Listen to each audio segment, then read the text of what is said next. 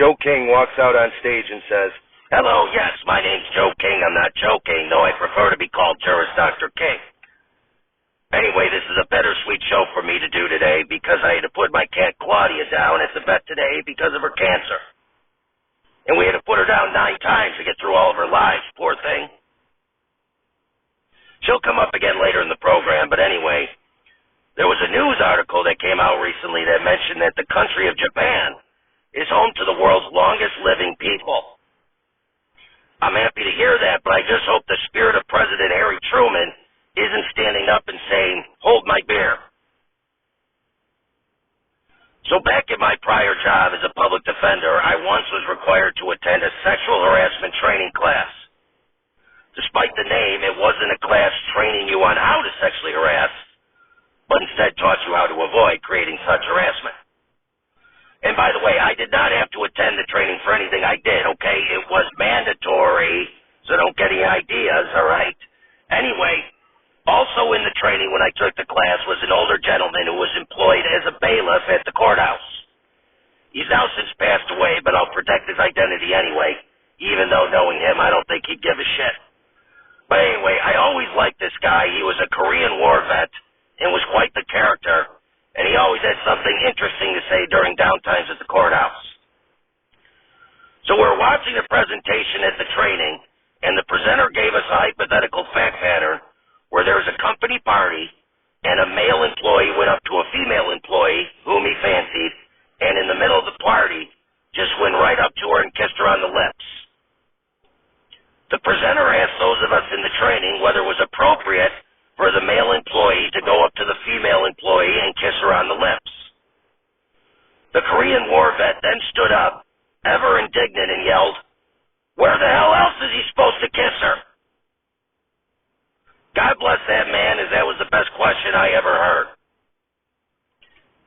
Joe King walks off stage and onto another stage, sits at a seat behind a desk, and says, "Folks, unfortunately, as I mentioned earlier, I had to put down my 14-year-old pet cat, Claudia, today. I'd had her since 2008 when I found her as a homeless kitten in an alley. She was truly a wonderful companion and will be greatly missed." Claudia jumps onto the desk and purrs. King. "Oh, that's right. I deal with the dead. So here she is. Claudia, everybody." Applause, applause, applause. As King pets Claudia, he says, "When I first found Claudia, I had just finished the book I, Claudius by Robert Graves about the Roman Emperor Claudius, who was known to have a limp. Since when I first found Claudia, she had a little limp. I named her so after. So please welcome to the program Claudia's namesake, the Roman Emperor Claudius." Emperor Claudius emerges from behind a curtain and waves at the audience. Applause, applause, applause. Claudius walks over and sits in a seat next to King's desk. King. "Welcome to the program, Emperor." Claudius. "Thank you for having me. My condolences." King. "Well, thank you for that. I appreciate it.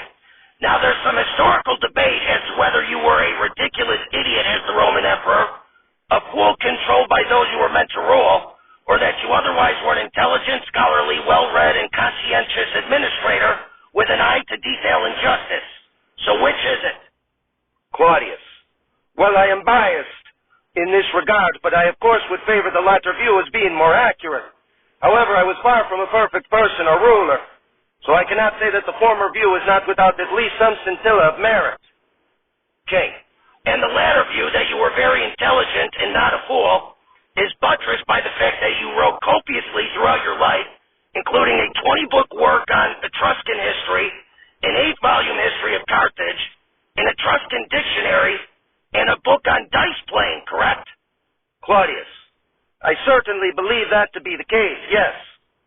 King. "Very good. Now, you were born in 10 BC, and your maternal grandparents were Mark Antony and Octavia Minor, Caesar Augustus' sister, and therefore you were the great-great-grandnephew of Julius Caesar." Claudius. "That's correct." King. "Now, even though you were born into this massively wealthy and prestigious noble family, you had it tough growing up with your disability, a limp." Claudius. "Much has been made of my disability throughout all these years, but really I think it started when I was very young as an unconscious way to get attention. until I then utilized it as a way to have myself be underestimated by others, as I was never taken seriously because of it. This meant that while I was heavily ostracized by my family, I was able to survive the purges that happened during the reigns of Tiberius and Caligula, who had taken out potential enemies from noble families. Okay, so you were just a great actor then, huh? Claudius, I guess you could say that, yes. Okay. Now, because of this, at this current time, you were not in public life, and instead lived a scholarly life, writing the works we touched upon earlier. But that all changed with the death of Emperor Tiberius in 37 AD and the ascension of your nephew, the Emperor Caligula.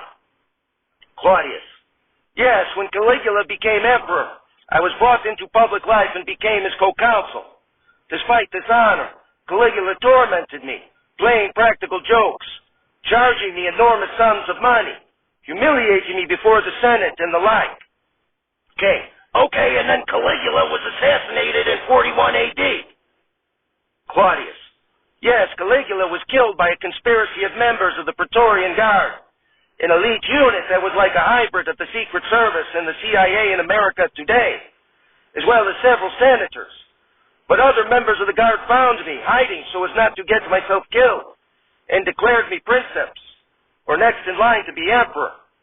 So I was eventually approved by the Senate, and gave a general amnesty to those in the conspiracy, though the actual assassins were put to death. Okay, very good. Now, you did some expanding of the empire early in your reign. Claudius, yes, we annexed several provinces and put them under direct rule, and conquered Britannica, which is now known as Great Britain. Okay. Hi, love. Let's go have some tea and crumpets then. Claudius, right. Okay, anyway, having a personal interest in law, you presided over public trials as a judge?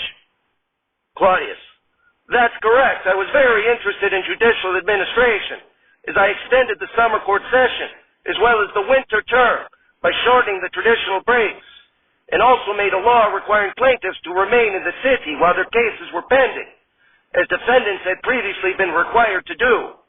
These measures had the effect of clearing out the docket. The minimum age for jurors was also raised to 25 to ensure a more experienced jury pool. Okay, wow, you know, I'm a lawyer, so I myself have a little experience in the law. Claudius, do you ever practice any law, or do you just interview dead people? Okay, moving on, the Greeks and the Jews of Alexandria each sent you embassies after riots broke out between the two communities? Claudius, yes, I resolved this with my letter to the Alexandrians, which reaffirmed Jewish rights in the city, and then reaffirmed the rights and freedoms of all Jews in the empire. Okay, how about that? Okay, I'd love to hear that. You know, I myself am unapologetically pro-Semitic. Claudius, you really like tying everything back to you in some way, don't you? Okay, what can I say? I'm a tad narcissistic. Anyway, you also had a knack for issuing edicts, including one allowing for public flatulence for good health. Claudius, that's right. Let me guess. You're going to mention that you have some affinity for public flatulence. Okay, you really are sharp, you know that. You stole my line. Anyway, you expanded the imperial bureaucracy to include freedmen, helped restore the empire's finances after the excesses of Caligula's reign, and you were also an ambitious builder, constructing new roads, aqueducts, and canals across the empire. But despite all that and all your accomplishments, you still met a tragic end. Claudius, yes, I was eventually poisoned. Okay, and the instigator of this was your wife, Agrippina? Claudius, yes, what had happened was there were several attempted coups against me, and I needed an adult successor to solidify my position, as my own son was still a minor. So I married my niece Agrippina, who had an adult son, Nero. But while I did that to secure my reign, Agrippina sought to get her son into power as soon as possible. She wanted to do this because once my own son Britannicus came of age, I was going to name him my successor. So she had to take me out before that happened. Unfortunately, she succeeded. Okay, well, Claudius, I'm sorry to hear that happen to you. Women, am I right? But we are running out of time, I want to thank you for being on the show to help commemorate the death of my cat, Claudia.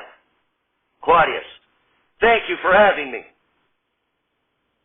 King, Emperor Claudius, everybody. Applause, applause, applause.